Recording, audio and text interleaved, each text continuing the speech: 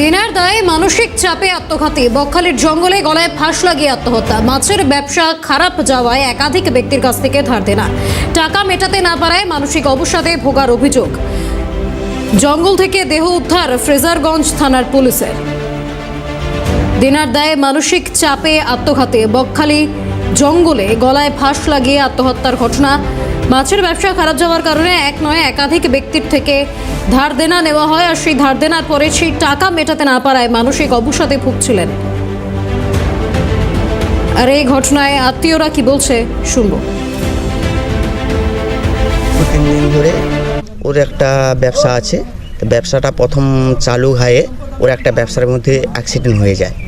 Accident বলতে ও farmer থেকে সাবার কারবার আছে, ফার্মারতে গিয়ে ওর আবার বলতে যে মৎস্য শুকটি মাছ যে হয় সেখানে হয়। তা ওর কারবার ছিল।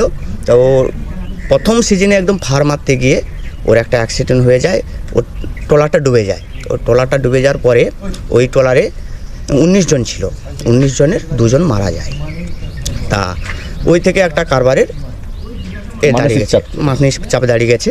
তারপরে ওই কারবারটা লাভকাতে ওটা তো 4 মাস চলে, এবার 4 মাসের জায়গায় ও কারবারটা প্রায় 1.5 মাসের পরে লাভ পাইছে।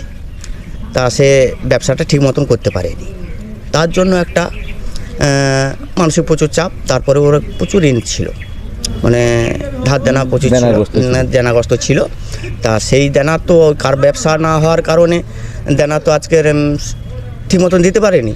তাই চাপ দিচ্ছে, ও চাপ দিচ্ছে।